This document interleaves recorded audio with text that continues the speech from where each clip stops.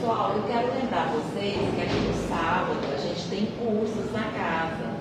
E é muito importante o estudo, né? A gente tem sempre ouvido os palestrantes falar, recomendar que a gente deve estudar. E a gente tem 2 cursos aqui na casa. Nós temos um para pessoas assim, que ainda não fez um curso, que é mais para iniciante, e temos um outro que é para pessoas que já estudaram um pouco, que é das obras de André Luiz. Então é às 4 horas da tarde. Se alguém se interessar, é só chegar uns 10 minutinhos antes, tá? E a gente encaminha você aqui para a pessoa, tá bom? A leitura que eu vou fazer hoje se chama Tristeza. É do livro Caminho, Verdade e Vida, de Francisco Cândido Xavier, ditado pelo Espírito Emmanuel. Porque a tristeza, segundo Deus, opera arrependimento para a salvação, o qual não traz pesar. Mas a tristeza do mundo gera a morte. Paulo, segunda carta aos Coríntios, capítulo 7, versículo 10. Conforme observamos na advertência de Paulo, há uma tristeza segundo Deus e outra segundo a terra. A primeira soluciona problemas atinentes à vida verdadeira. A segunda é caminho para a morte, como símbolo de estagnação no desvio dos sentimentos. Muita gente considera virtudes a lamentação incessante e o tédio continuado. Encontramos os tristes pela ausência de dinheiro adequado aos excessos. Vemos os torturados que se lastimam pela impossibilidade de praticar o mal. Ouvimos os viciados na queixa doentia, incapazes do prazer de servir sem aguilhões. Essa é a tristeza do mundo que prende o espírito à teia de reencarnações corretivas e perigosas. Raros homens se tocam da tristeza segundo Deus. Muito poucos contemplam a si próprios, considerando a extensão das falhas que lhe dizem respeito em marcha para a restauração da vida, no presente e no porvir. Quem avança por esse caminho redentor, se chora, jamais atinge o plano do soluço enfermiço e da inutilidade, porque sabe reajustar-se, valendo-se do tempo a golpes benditos de esforço para novas edificações do destino.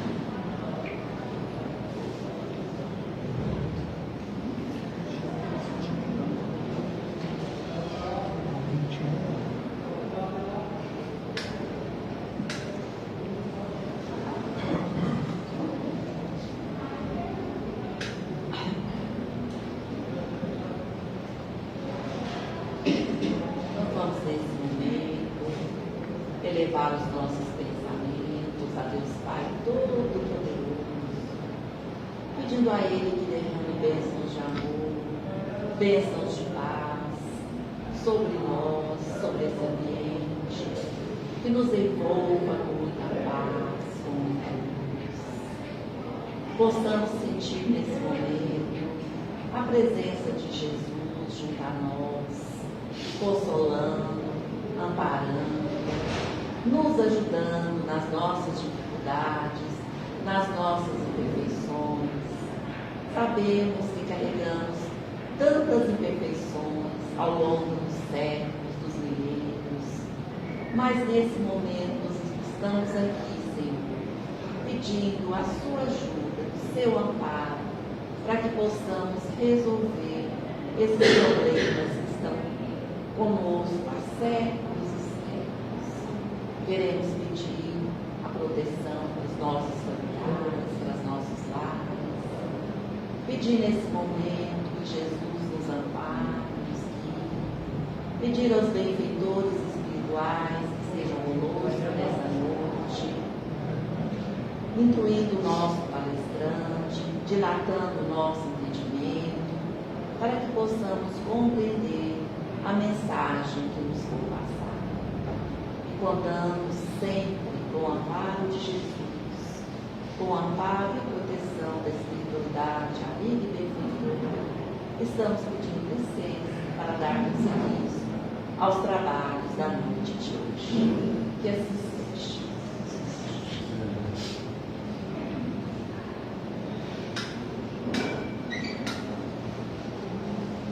Então vamos convidar o nosso amigo Wilson.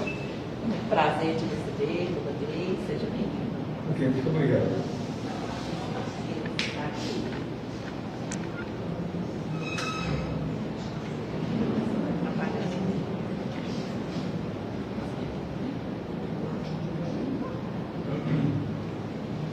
Boa noite a todos. Boa noite. Sejam bem-vindos, né, com as bênçãos de Deus, nosso Pai. Eu agradeço, né, toda vez que o centro me chama para fazer palestra, porque é a oportunidade que eu tenho de aprender também. E a oportunidade que a gente tem de falar sobre a espiritualidade com as pessoas, né? Uma das coisas que são presentes na nossa vida, né, que é a espiritualidade, mas muitas vezes a gente acaba não olhando para a espiritualidade da forma como a gente devia. E para olhar a espiritualidade da forma que devemos, né, conforme o caminhando com Jesus, a gente precisa entender um pouco da gente também. Entender um pouco das nossas ansiedades, dos nossos medos, do porquê que estamos aqui. Então a gente precisa conhecer um pouco do Evangelho e conhecer um pouco também da gente. Por isso eu trouxe hoje alguma coisa que vai falar um pouco da gente, vai falar um pouco do ponto de vista psíquico de cada ser humano, de cada um de nós.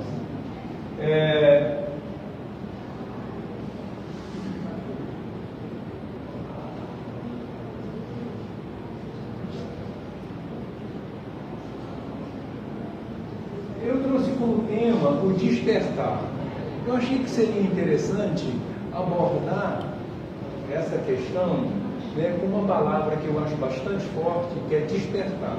Despertar é acordar, é enxergar algo que a gente não está vendo, né?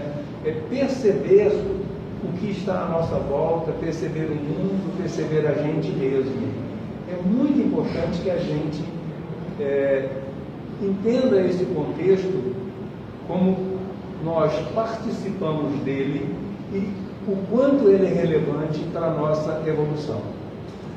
Segundo Carl Jung, quem olha para fora sonha, mas quem olha para dentro desperta.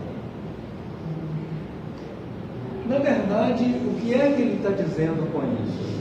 Quando a gente olha para fora, a gente está olhando com os olhos materiais.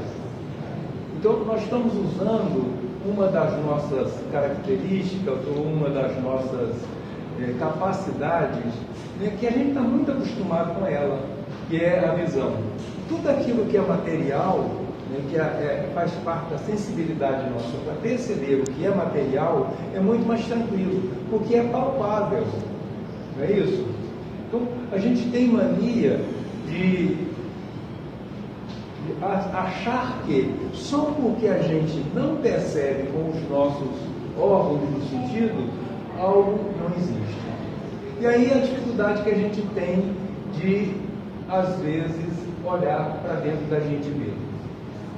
Então quem olha para fora sonha, por quê? Porque vê a sociedade, vê o mundo acontecendo, vê as belezas que o mundo material oferece, as facilidades, né? As coisas interessantes e coisas boas. E aí a gente sonha com aquilo, né? Mas quem olha para dentro enxerga um mundo completamente diferente, porque você não está usando nenhum dos órgãos do sentido para olhar para dentro. E muitas vezes a gente tem medo de olhar para dentro da gente mesmo e descobrir que a gente não é aquilo que a gente gostaria de ser. Não é isso? A gente tem medo. A gente tem medo de admitir, né, que nós somos, às vezes, tem medo de admitir que muitas vezes somos incrédulos, muitas vezes a gente não tem, vamos dizer assim, confiança, muitas vezes a gente odeia ao invés de amar, o que é muito normal, né? A gente tem raiva, a gente tem ódio e a gente tem medo disso. Quando a gente olha para dentro da gente mesmo, a gente começa a descobrir que a gente não é aquilo que a gente projeta socialmente. A gente é bem diferente daquilo que projetamos ou que gostaríamos de projetar.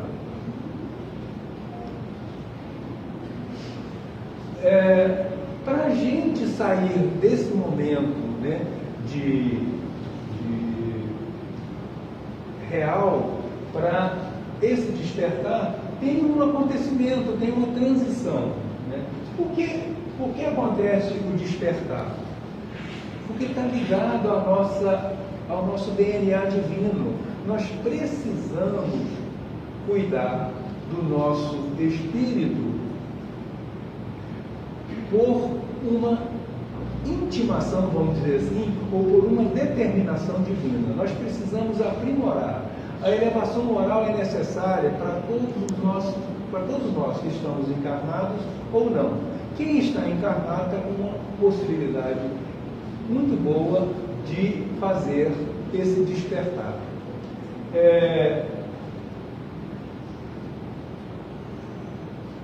E quando ocorre o despertar? Ele ocorre todos os dias um pouquinho com a gente. A cada dia, se a gente observar internamente os nossos valores e comparar esses nossos valores com o caminhando com Jesus, que é amor puro, a gente começa a despertar, ou a gente desperta um pouco. E quando a gente desperta um pouquinho, a gente vai se transformando, a gente vai mudando. Porque nós já fomos muito diferentes do que nós somos hoje. Concorda? Fomos muito diferentes. A gente era muito mais prepotente. A gente conserva ainda a prepotência, conserva a arrogância, conserva vaidade, orgulho, mas a gente foi diminuindo esses parâmetros à medida que a gente foi convivendo com a gente e com os outros. Isso foi evoluindo. E essa evolução, ela é decorrente das descobertas que nós vamos fazendo durante as nossas convivências com os nossos irmãos e os ajustes que somos obrigados a fazer até para a gente continuar caminhando e continuar amando as pessoas com as quais a gente convive. Porque senão a gente passa a odiar. Quem está sujeito ao despertar? Todos nós. A partir do momento que o espírito foi criado, ele foi orientado ou foi guiado para que, num determinado momento, ele despertasse. E esse despertar, ele é contínuo, constante. Tanto é que a gente reencarna, né, inúmeras vezes, né, consecutivas, até que a gente chega no ponto de ser um espírito elevado e que possivelmente não encarnaremos mais aqui na Terra. Vamos para outros planetas. Como ocorre o despertar? Natural, né? É através do aprendizado, leitura, da convivência com as pessoas, da convivência comigo mesmo, nas análises que eu faço de mim e das minhas ações e como que são as reações decorrentes das minhas ações. Porque a toda ação corresponde a uma reação. Então, toda vez que algo que eu faço que desagrada os outros, né, tem uma reação contrária. E muitas vezes essas reações contrárias nos atingem, fazendo com que a gente repense a forma de ser e de atuar. Vamos dizer assim.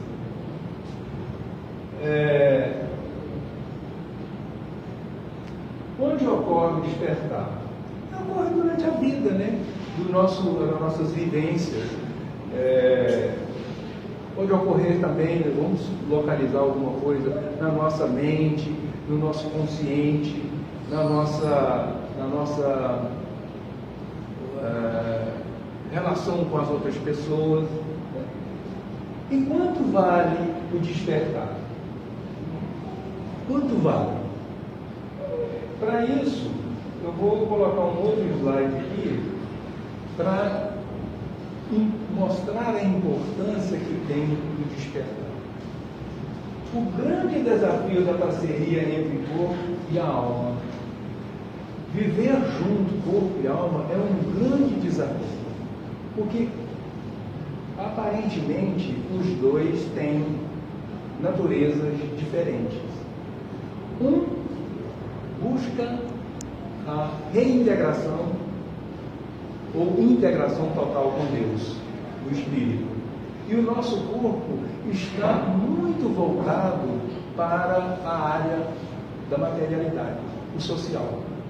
Então, há uma divergência natural entre os desejos de um e a finalidade do outro.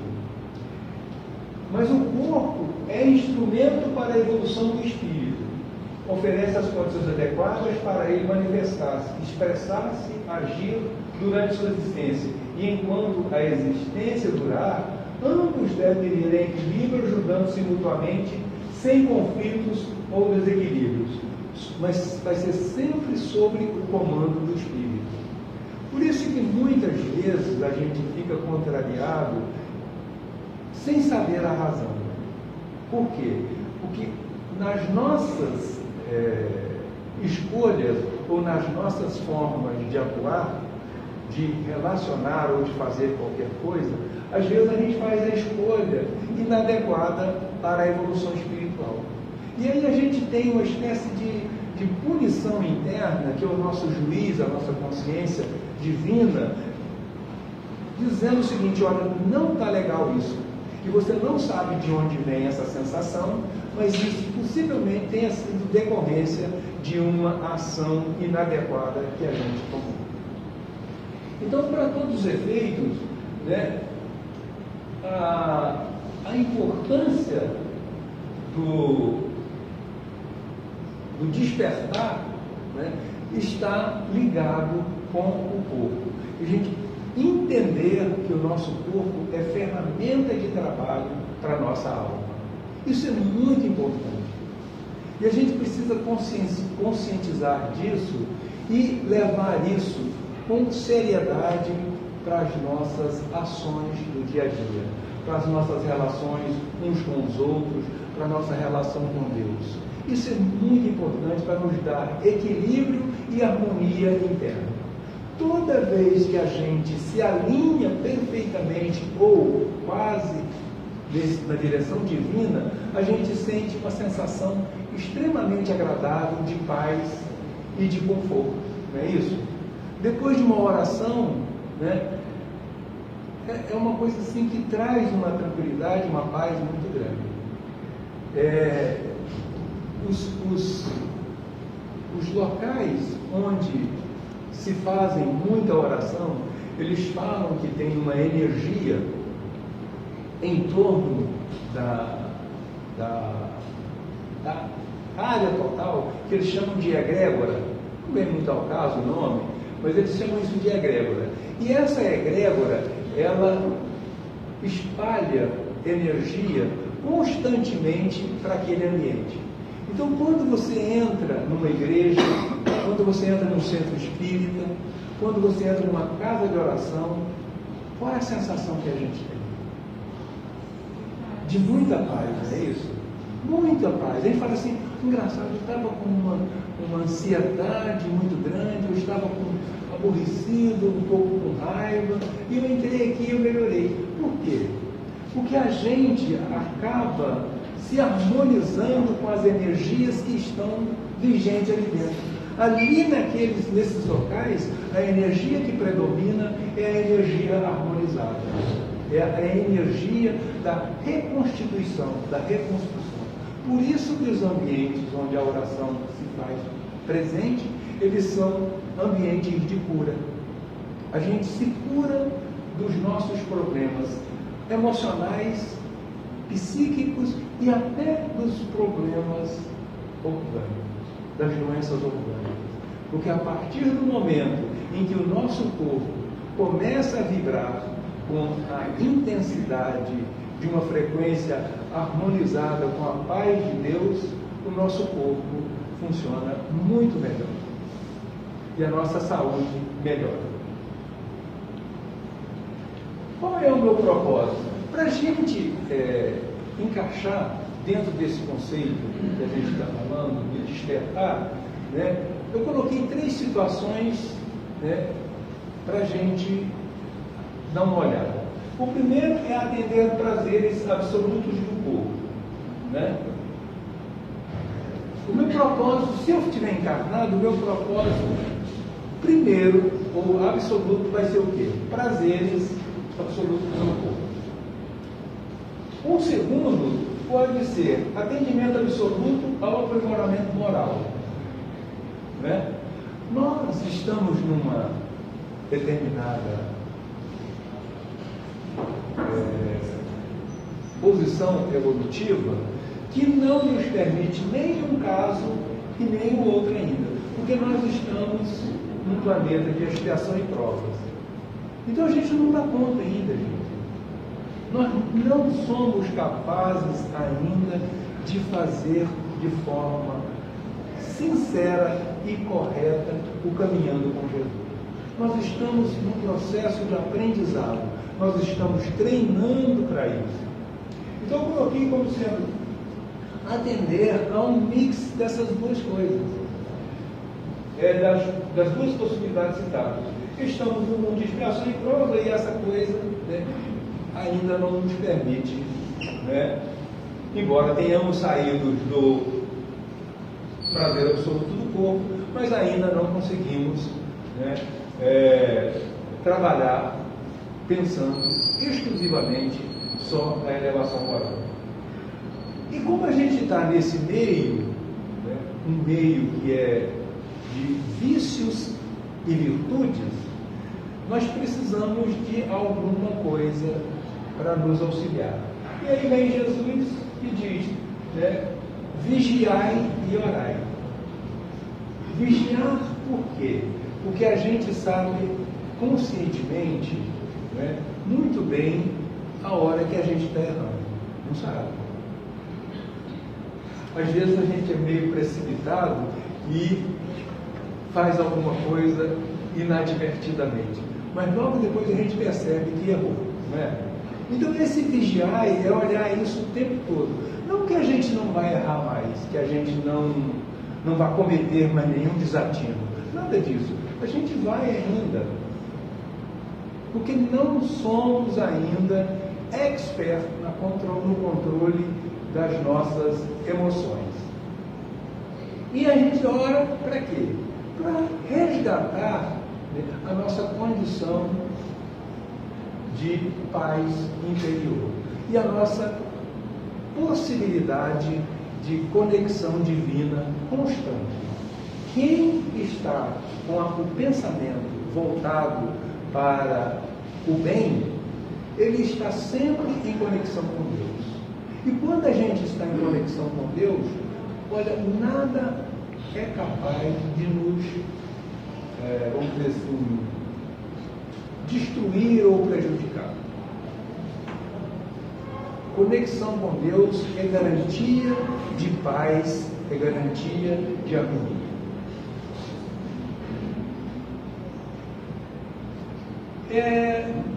Eu coloquei como referências porque eu estava pensando na possibilidade de dar algum subsídio para mostrar para a gente tudo isso que eu estou colocando. Qualquer que seja a opção proposital, né, daquelas que nós colocamos lá, aquelas 3, ela precisa ter referência para ser revisada, pois é um processo. Por que precisa de referência? Porque nem todo processo é sobre produtividade. Um hobby, por exemplo, não precisa de transformar em produtividade. Está tudo bem fazer algo só porque te faz bem. Então, às vezes a gente cria muita ansiedade, né, com os propósitos da gente. O meu propósito de evolução, ou o meu propósito de melhorar de vida. Né? E aí a gente fica pendente de ser extremamente produtivo. E aí a gente acaba se estressando também. Então a gente precisa ter hobby. O hobby, ele é muito para o corpo, mas ele também é para a alma. Quando você escuta uma música, quando você vai a um jardim, uma praça, passear, quando você vai ler um livro, quando você vê um bom programa de televisão, tudo isso é uma construção, né, que nos ajuda muito a estabelecer dentro da gente uma energia harmonizada que não nos permite cobrança naquela hora. A gente precisa de cobrança sim, mas não o tempo todo. A gente precisa também de algum momento de acalento para que a nossa alma e o nosso corpo se encaixem de forma perfeita e a gente se sinta tranquilo, até para descanso do nosso corpo físico. Então a harmonia é fundamental. Corpo como instrumento de aprimoramento da alma.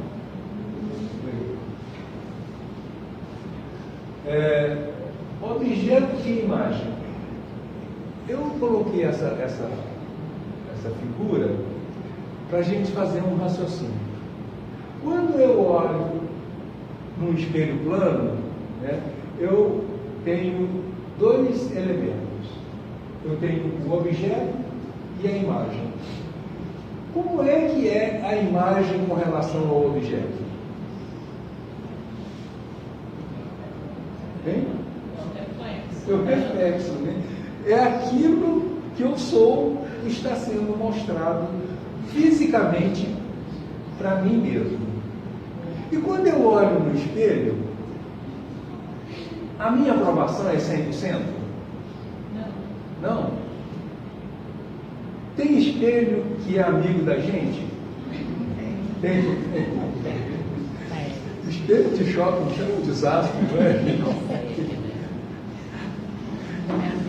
Então assim, e quando a gente olha no espelho, eu vou tirar daqui um sistema metafórico, mas eu vou tirar daqui uma informação que eu vou levar para uma outra ocasião para a gente fazer uma análise parecida. Olha, se eu sou capaz de olhar para o espelho e fazer uma análise da minha figura e dizer, olha, estou careca, não estou gostando. Meu cabelo está branco, não estou gostando. Estou com ruga aqui. Minha roupa não está legal. Eu faço uma crítica, não é isso? E normalmente é uma crítica construtiva, porque a gente também não é maluco de nos transformar em algo que a gente não gosta completamente. A gente pode até não gostar 100%, mas a gente não vai fazer do nosso imagem um retrato que nos desagrada em 100%. Mas nós somos honestos o suficiente para admitir que aquela imagem não está me agradando. Está certo? Não é assim? As mulheres sofrem mais do que os homens. Com certeza. Então, nessa figura, a gente viu o nosso reflexo e a gente fez uma crítica àquilo que a gente viu. Tá certo? E a gente acha isso perfeitamente normal, não acha? Né? Então, daqui a pouco nós vamos ver o que eu quero mostrar agora. Espelho como janela de oportunidade. Todos nós temos defeito. Todos. E o problema não é ter defeito. Ter defeito não tem problema nenhum. Mesmo porque nós estamos aqui encarnados para corrigir vícios que a gente tem. O problema é fingir que eles não existem e achar que eles não afetam as suas escolhas, as relações e a vida. Então, a gente precisa agora olhar no espelho da sociedade. Quando eu me coloco de frente para a sociedade, eu estou me projetando como objeto e a sociedade vai fazer de mim uma imagem, não vai?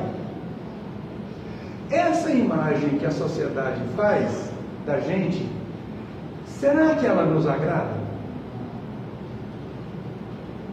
Hein? É possível que não. Em algumas ocasiões sim, mas em algumas ocasiões não. E como é que a gente reage diante dessa avaliação que a sociedade faz da gente? A gente é tão natural ao ponto de admitir que o outro tem razão, assim como nós fizemos quando a gente olhou no espelho plano? Ou a gente tem reservas? Hein? A gente tem muita reserva com relação à imagem que projetamos, a nossa imagem que a gente projeta socialmente. As pessoas muitas vezes desaprovam e a gente fica danado da vida, não fica? Fica, a gente não gosta. Então não tem importância, gente. Eu estou aqui para aprender, para melhorar e para projetar a minha imagem cada vez melhor. Mas para que eu faça isso, é necessário que eu perceba ou sinta que eu tenha defeitos. É muito importante. Por isso que quando a gente olha para dentro, a gente desperta. Olha, se eu sou capaz de olhar para mim, me ver com defeito e não gostando de mim, mas mesmo assim, eu me amo, eu também posso olhar para a sociedade que não gostou de mim e continuar gostando de conviver com eles. Então nós precisamos aprender essa relação. Isso é fundamental. A sombra não some porque você finge que ela não existe. Ela continua existindo. Pelo contrário, quanto menos consciência você tiver sobre algo, mais esse algo age no piloto automático. Se a gente não conhece as nossas fragilidades, a gente não é capaz de identificá-las. Então a gente precisa conhecê-las para poder identificar e até amenizar ou corrigi-las. Senão a gente não consegue. E aí vai para o piloto automático. Você já viu aquela frase que diz o seguinte: para quem tem um martelo, qualquer problema é um prego?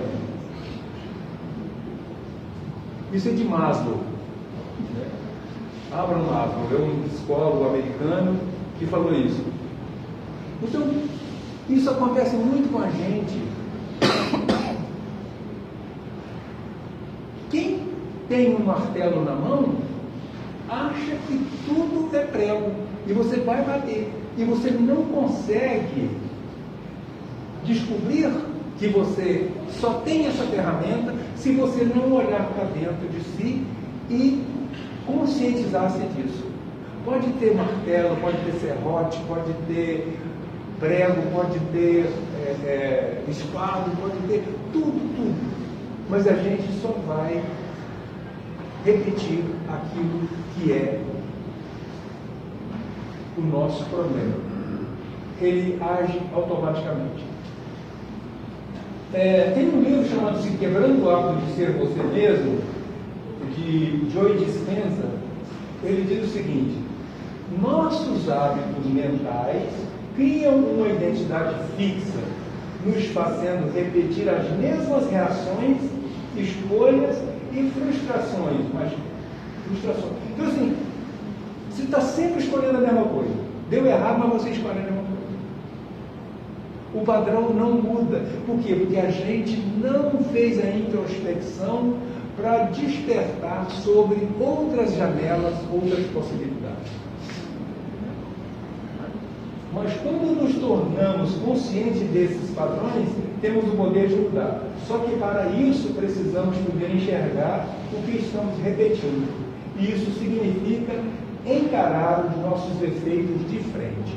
Precisamos olhar. Não precisamos ficar magoados, tristes, aborrecidos porque temos defeitos. Estamos aqui para corrigir isso. Esse é o momento da nossa possibilidade de mudança. Calibrando defeitos. O que é calibrar defeito? Porque o defeito não precisa ser um problema, ele só é um problema quando você usa ele de forma inadequada. Ou sem calibre. Uma pessoa impulsiva, uma pessoa controladora, uma pessoa teimosa, quais características que tem essas pessoas? Uma impulsiva, por exemplo, qual a característica dela?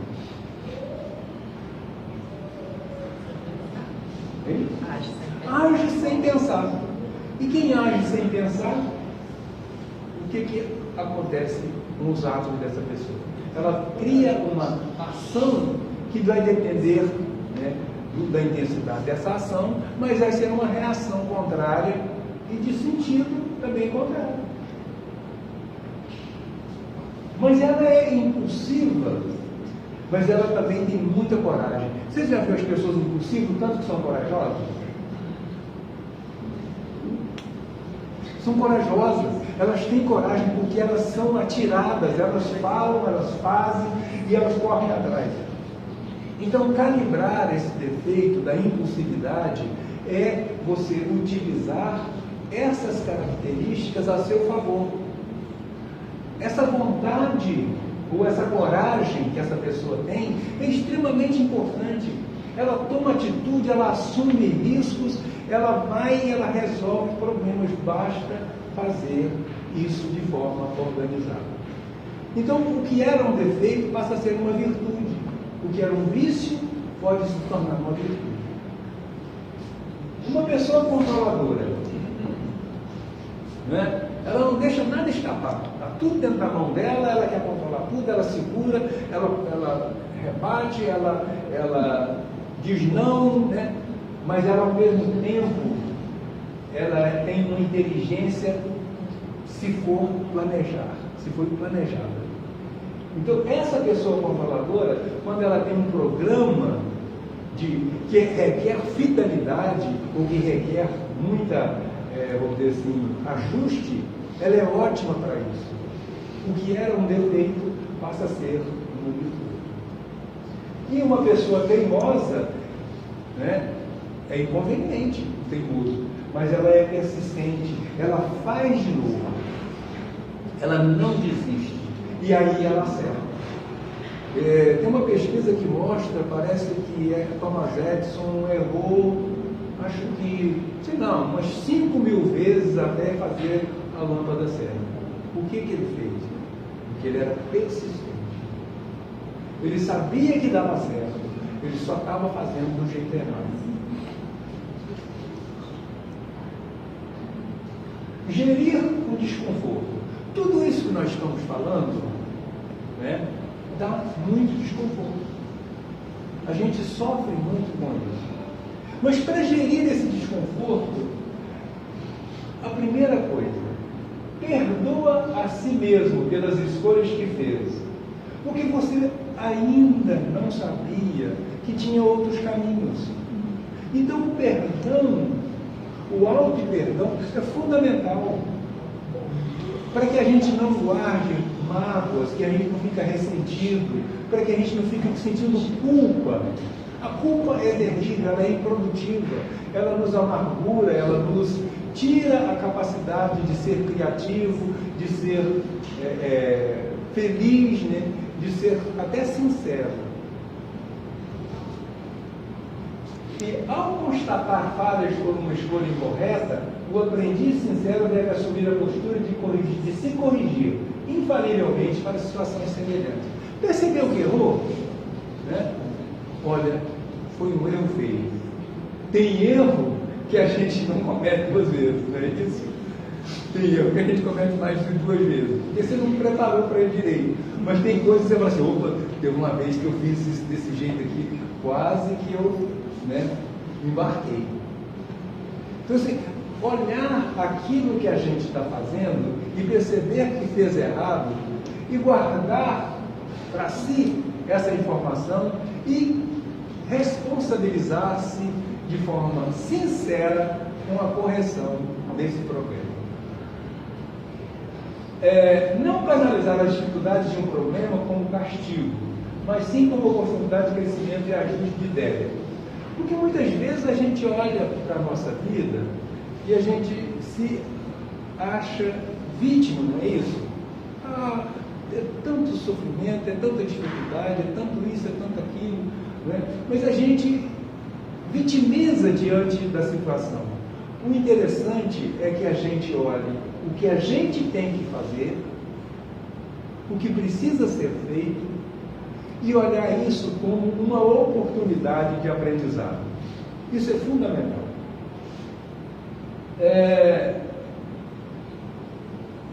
Nem Jesus Cristo, quando veio à Terra, se propôs a resolver o problema de alguém. Ele se limitou a nos ensinar o caminho que deveríamos caminhar por nós mesmos. Chico Xavier. Então, poxa, se Jesus, que era puro amor, que era um espírito iluminatíssimo, ele não deixou responsabilidade e ele não se responsabilizou por ninguém.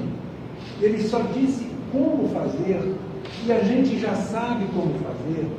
Então vamos ficar mais tranquilo, mais suave nas nossas relações e principalmente nas relações com a gente mesmo. Com responsabilidade, com sinceridade, com respeito, a gente seguir a recomendação que Chico coloca de Jesus Cristo. Guarda a lição do passado, mas não perda esse tempo lastimando aquilo que o tempo não pode restituir. André Luiz. Tudo que a gente fez até agora e que não foi legal, ou que foi legal, guarda, mas simplesmente como informação, não como algo que possa nos trazer culpa ou arrependimento tardio, essa coisa assim, sabe? E perdão das ofensas para eliminar possíveis mágoas. Nós vamos ser ofendidos, sim, muitas vezes. Por quê? Porque ainda somos assim. Todos nós que estamos aqui já temos algumas virtudes, já conquistamos, mas nós temos muitos vícios. E quando a gente age de forma intempestiva, como os impulsivos, a gente corre muito risco de usar como parâmetro um sentimento negativo ou um vício. Aí isso vai o quê? Vai gerar desconforto ou vai gerar uma dor em alguém. Ou alguém que fez isso gera em nós uma dor. Qual é a recomendação? Perdoar. Perdoar sempre, para que a gente não fique carregado de mágoas. A mágoa é um sentimento que nos corrói internamente. E magoados é só a pessoa que ficou magoada que sofre. Quem produziu a mágoa, às vezes, nem ficou sabendo. Então não compensa, gente. Não compensa. Perdoa. Estabelecer o perdão entre nós, que convivemos constantemente uns com os outros, é fundamental para que a gente possa olhar no olho do outro e enxergá-lo com fraternidade, com amor. O magoado não consegue amar, gente.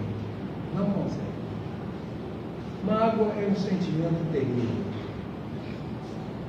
E como último, eu fiz uma brincadeira que é quem é ou o que é que eu preciso despertar.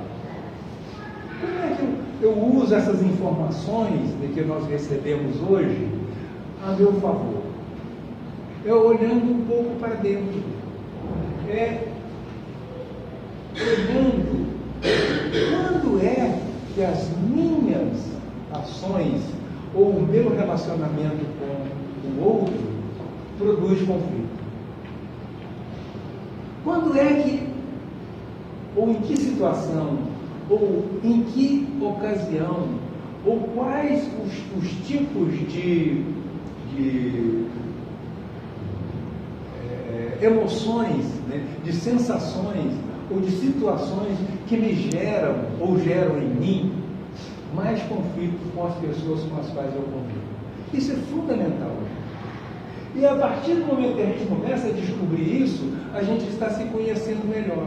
E se a gente se conhece melhor, a gente foge do automatismo de repetir inadvertidamente aquilo que produziu o conflito.